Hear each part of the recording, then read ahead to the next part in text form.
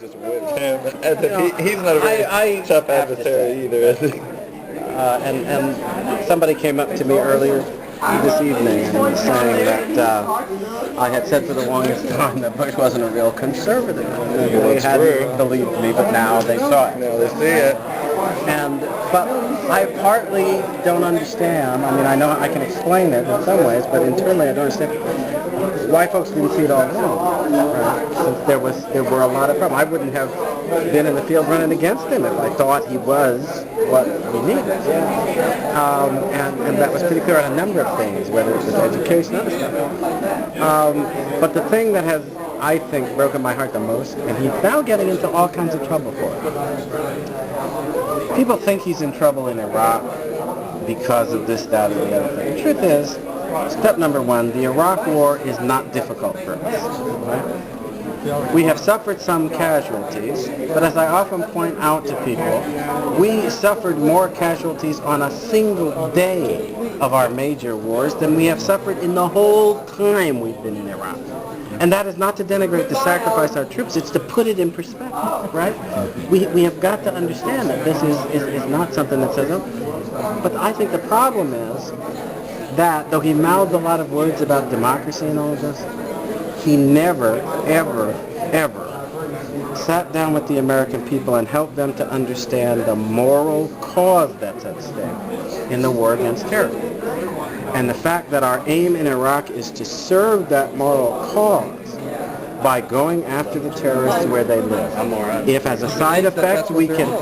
no, I'm not sure that's what we're doing, but that's the only reason we should be doing it. We should be in Afghanistan. Now, if that is in fact what we're doing, well, the truth of the matter is we should be wherever we can effectively hunt them down and kill them. Go into their homes, go into their lairs. You don't defeat an enemy like this by sitting behind barriers at home waiting for them to come and get you.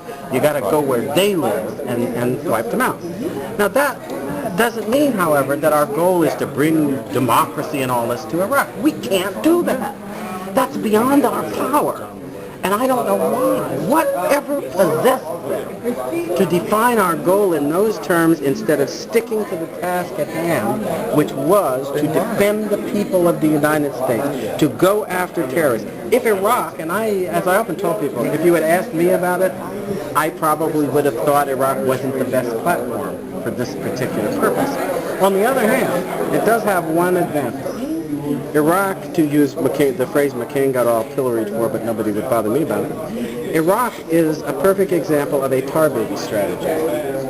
I don't think this is what the administration is doing. Example? But a tar baby strategy.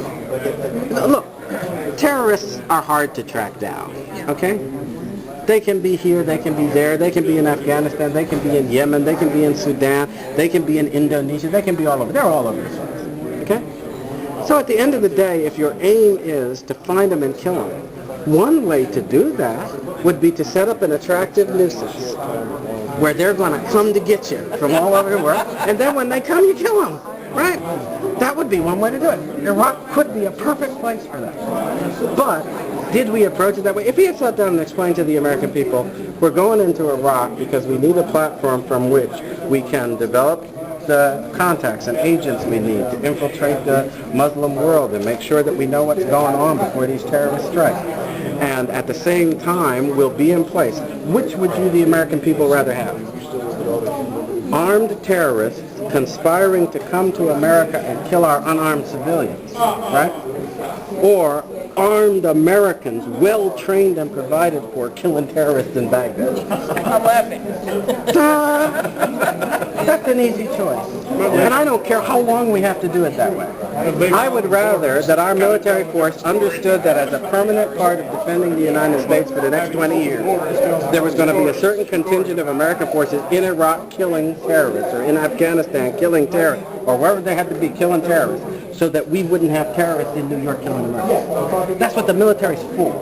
The one thing I can't stand anymore is listening to all these jerks talk to me as if we created this army to bring it home.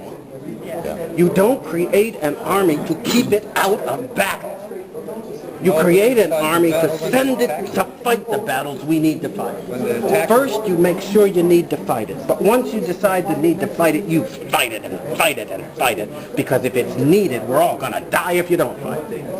And I don't understand this whole debate. This whole debate is insane. It's crazy. Whether it's the Democrats, whether it's these stupid Republicans turning tail, either we need to fight these terrorists or we don't. Okay?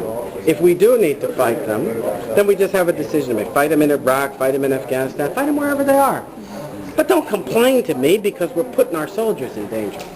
Do you think the soldiers mind being put in danger? They don't. They were trained to be put in danger. It's their job to be put in danger. They are ready to be put in danger. That's what it's about for them.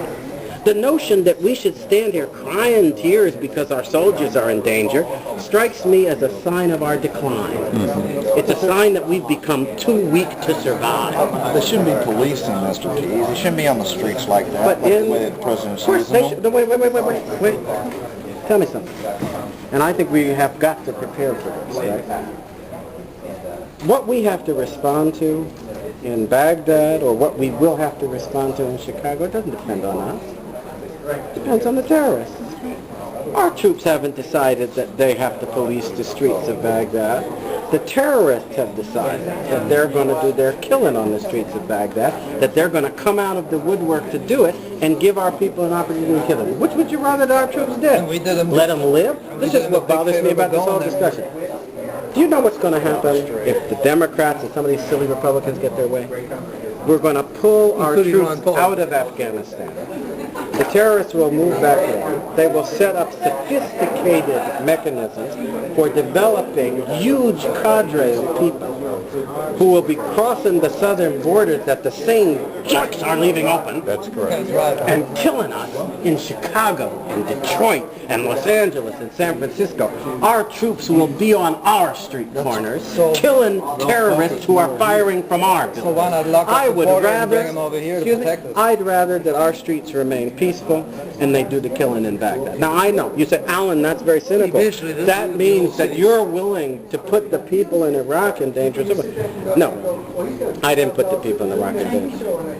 The people of Iraq have been willing to tolerate governments that wouldn't keep these terrorists out and under control. That got them into trouble, got the trouble in Afghanistan and elsewhere. But since they're willing to let these people take over and establish their little roach warrens in their countries, we're going to send our exterminators over there to wipe them out. And anybody who cares about this country has to do that. There's no way out of it. And that's not our decision.